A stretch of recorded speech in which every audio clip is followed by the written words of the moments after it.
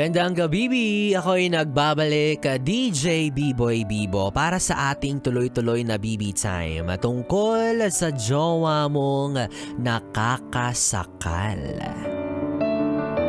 Ikaw ba, yes, friend, ay kasalukuyang nakakaranas or nakaranas ka na ba ng isang jowa na over-possessive? Yung tipong nakakasakal na talaga, yung hindi mo na kaya, hindi ka na makahinga. Yung tipong bantay sarado ka talaga sa lahat ng kilos mo, di ba? Ang daming bawal, ang daming rules and regulations. Daig pa yung magulang mo sa pagiging stricto, ganyan, di ba? Sobrang hindi ko maintindihan, hindi ko ma-explain. Basta alam mo na yung tinutukoy ko. Sinasakal ka talaga niya, ganon. Di ba kapag, alam niyo naman mga yes friend, no, na kapag kapag bago-bago pa kayo ng jowa mong yan, syempre medyo may kilig factor, yung inaangkin-angkin ka niya, di ba? Yung pag tinanong mo siya, kanino ka lang? Sabihin niya, sa'yo lang po, oo. Di ba? Nakakakilig din kung sasabihin niya sa'yong, iyo lang ako, sa'yo lang titibok itong ano ko. Di ba nakakilig pa yon sa una? Ang sarap sa ears niya. Talaga nga namang eargasm. Di ba? Pero eventually, mararamdaman mo na parang inaangkin ka na talaga niya. Parang gusto niya sayong-sayo na nga lang talaga ikaw. Nawawala na yung pagkakakilanlan mo sa sarili mo. Nilalayo ka niya na sa nakasanayan mong mundo. Which is wrong. Di ba? Yung mga over-possessive, alam nyo, magkakamag-anak yan eh. Kapatid yan ng seloso or selosa. Pinsan nila yung overprotective. At ninang nila yung threatened. O di ba magkakamag-anak yan sila, mga overprotective, overpossessive, seloso, selosa, mga threatened. Di ba naghalo-halo na lahat ng yun sa kanila, kaya naman ang tendency, sobra ka na niyang napaghihigpitan to the point na nagiging mali na ang lahat. I mean, di ba, na-appreciate mo naman na may nag-aalaga sa'yo, may nagkikare sa'yo kahit papaano, di ba, yung binabantayan ka talaga ng mabuti. Pero hello, malaki ka na. Kaya mo na yung sarili mo, alam mo na yung ginagawa mo, and to tell you, kahit wala yung jowa mo, sabihin mo sa kanya na kaya mong mabuhay nang wala yung guidance or pagpoprotekta niya. Kung ganyan lang din ka-OA yung mag-aalaga sa akin at magbabantay sa akin, salamat na lang sa lahat. Kaya ko pong alagaan yung sarili ko. Diba? Okay, let's say na valid yung nararamdaman mo. Tama yan. Sige, sabihin mo sa akin, lahat ng to ginagawa ko kasi mahal kita. Lahat ng to nararamdaman ko kasi gusto kong protektahan kita. Gusto kong akin ka lang. Okay, that's valid. I'll give it to you. But you know what's wrong? Yung behavior niya kasi towards you, yun yung nagiging problema natin. Diba? Example, may makikipagkaibigan sa'yo out of nowhere. Sabihin natin sa work mo, may bagong empleyado, ayan, tas nakipagkaibigan sa'yo, close ka. Pero nalaman niya yun, no? Kaya grabe, sobrang OA agad no reaction niya. Kung ano-ano nang sinabi sa'yo, kung ano-ano nang ginawa. To the point na nasasaktan ka na nga emotionally rather, nasasaktan ka pa niya physically dahil sa frustrations niya. Anong gagawin mo? Lilipat kang kumpanya para sa kanya? Sino ba siya? Unless siya magpasweldo sa'yo, di ba? 1,000 a day, sige, iiwan ko yung trabaho ko. Hindi ako makikipag-usap dun sa bagong empleyado. Basta bigyan mo ako ng 1,000 araw-araw, di ba? Papayag ako pag ganun. Huwag mong nililimit yung mundo ng taong mahal mo. Hayaan mong lumawak pa yung mundo niya nang kasama ka, syempre. Huwag mong ilimit sa'yo. Huwag hindi ikaw ang dulot hangganan ng lahat. Hello, sino ka ba? Sino ka nga ulit? Diba? Yun yung nagiging mali eh. Especially kung alam mo naman sa sarili mo na wala kang pruweba, wala kang sapat na ebidensya para husgahan siya. Yun yung mali.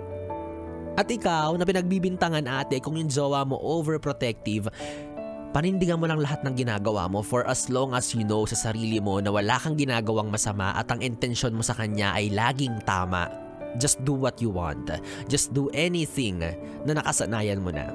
I mean, sabihin na natin, sige, merong konting adjustment for the peace of mind of your partner, pero wag mong tanggalin yung personality or yung karakter mo.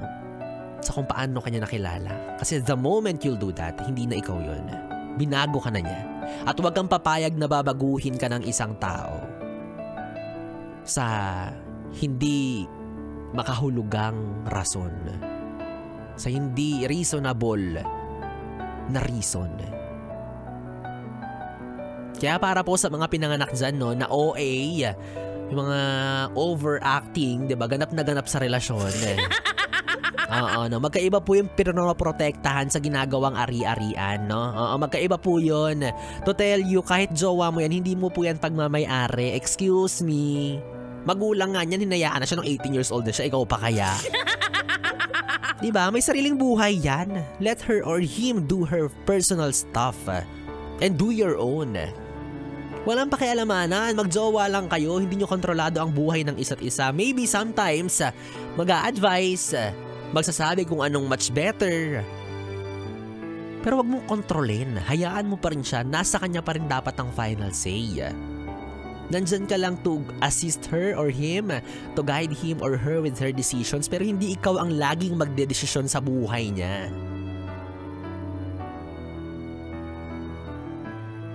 At sana maintindihan mo rin na hindi lahat ng bagay sa mundo kontrolado mo. May limitations yan. At huwag kang ma-frustrate kapag hindi mo na gagawa or hindi mo na mi-meet yung mga expectations mo. Kasi sinasabi ko maboboang ka talaga kakaisip niyan kapag ganyan ka ng ganyan, 'di ba? Hindi lahat ng ina-expect mong mangyayari. At kung mag-i-stay man sa iyo yung tao na yan, kahit hindi mo protektahan yan, kung loyal yan sa iyo at kung talagang mahal ka niyan, hindi mo yan kailangang bantayan ng todo. Mananatili at mananatili yan sa iyo. Kaya tama na sa pagsasabi ng, "Uy, bakit ang ikli ng shorts mo?" Malamang shorts nga eh, may shorts bang long? Ito over possessive na nga, tatanga-tanga pa. Charot. Diba? Yung mga ganun. Ayan, isa yan sa mga pinaka-common, no? Yung mga ba't nagagalit, sabi ni Kuya Diyos. Nakakainis eh. Bakit daw ang short, ang ikli daw ng shorts? Malamang shorts nga. Diba? Isa pa yan, no? Yung, ay, ewan ko sa inyo. Nakakapagod kayong kausap, hindi kayo nakikinig. Diba? Tapos kapag gagala ka kasama yung barkada mo, gusto naka-video call, ay talaga naka-monitor siya. Diba nakabantay ka? Sana pinasamahan mo na lang kung pinabitan mo na lang ng CCTV para panatag ka. Nung totoo, dati ka bang security guard? Bantay sarado mo ko. Hello? Bigyan mo ako ng sarili kong buhay. Hindi pa laging nakadikit ako sa'yo. For sure, sinabi mo na rin yung mga katagang magsiselos ako sa mga taong malapit sa'yo. Hindi naman sa possessive or selfish ako. Takot lang akong sumaya ka sa piling ng iba kasi baka makalimutan mo kung paano kita napasaya. Nek-nek mo. Dami mong alam. Wala ka pa sa buhay niya. Andyan na yung mga taong laging nandyan para sa kanya. Tandaan mo yun. Hindi mo na maaalis yung mga taong yun para sa'yo. Lalo na yung mga kamag-anak, di ba? Yung mga childhood friends o kaya yung mga BFF, napilit mo siyang pinapalayo sa mga yun. Sino ka? Eh nung wala ka pa sa buhay niya, nandun na sila. So kahit mawala ka sa buhay niya, nandun pa rin sila. Eh ikaw, kapag nawala yung mga taong mahalaga sa kanya, nandyan ka ba lagi para sa kanya? We'll never know, lalo na sa kagaya mo.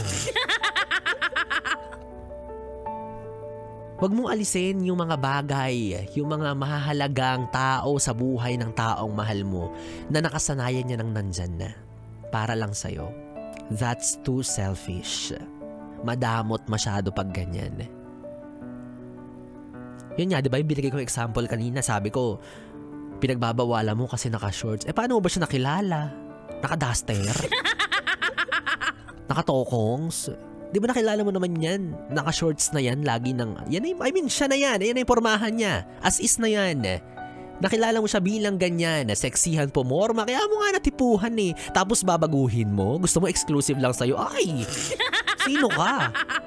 Sino ka para baguhin siya? O hindi naman kaya...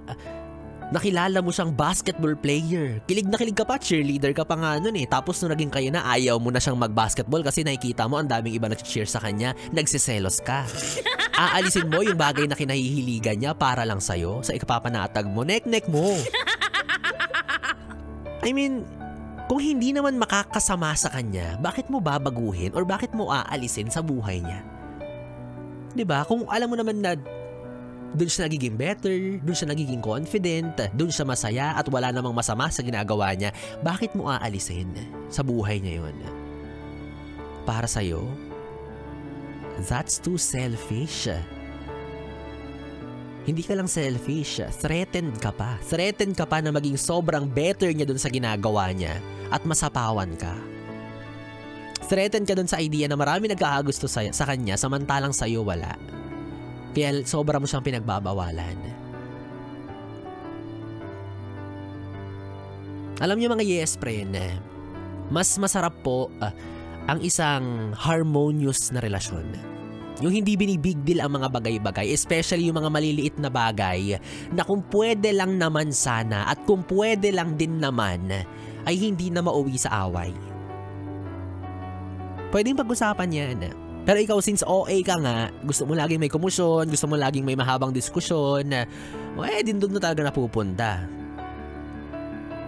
Nagiging toxic ang lahat dahil sa ginagawa mo. Maliit na bagay, ibibig deal mo. You're over-possessive. Nakakalimutan mong hindi mo siya pagmamayari. You are just someone. You are just a piece sa buhay niya. Maraming kakilala yan. Maraming mahal sa buhay. Maraming iniintindi, maraming gustong gawin. Hayaan mo siya kung talagang mahal mo. Suportahan mo. Lalo na kung wala namang ginagawang masama. Lalo na kung sa ikabubuti naman niya. Kasi yung ginagawa mo, aminin mo man sa hindi, sa sarili mo, sobrang nakakapagod yan. Nakakaumay yun, nakakasakal. And to remind you again for the nth time, lahat ng nakakasakal, pilit tinatanggal. Lahat ng nasasakal, anong ginagawa? Nagpupumiglas. Nagpupumilit lalong kumawala. Kaya kung ako sa'yo, hawakan mo ng maigi yan in a way na hindi siya nahihirapan.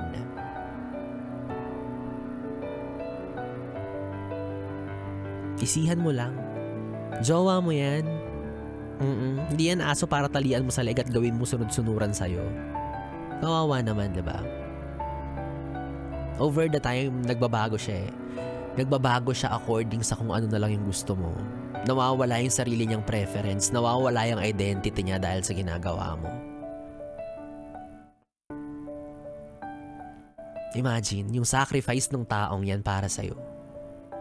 The willingness to sacrifice the things that she or he love. Para sa'yo. Tas inaabuso mo naman. Porkit sinunod ka once, sumusundin ka na niya forever. Hello? Huwag kang madamot. Hindi dapat nakakasakalang pagmamahal. Huwag mong ikulong sa mundo mo. Huwag mong i-manipulate kasi hindi lang sa'yo iikot yung mundo niya. Yun yung for sure masakit na katotohanan para sa'yo. Hindi lang sa'yo iikot ang kanyang mundo. Bago ka pa dumating sa buhay niya, kinaya niya. Nabuhay na yan ng matiwasay nung wala ka. Suportahan mo lang sana. Kinukulong mo eh. Ginagawa mong preso. Dati ka bang abogado? Mukha nga kasi parang ang daming trials pag ikaw yung kasama. Parang ang daming pagdinig. Ang daming hearing sa piling mo. Nakakapagod ka.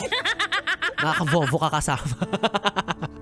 Ay nako, anyways, yes friend, kung Bibi, 3 oras na Bibi time na naman ang ating pinagsamahan ngayong araw ng Friday, huling araw ng mga nagtatrabaho. Sana all!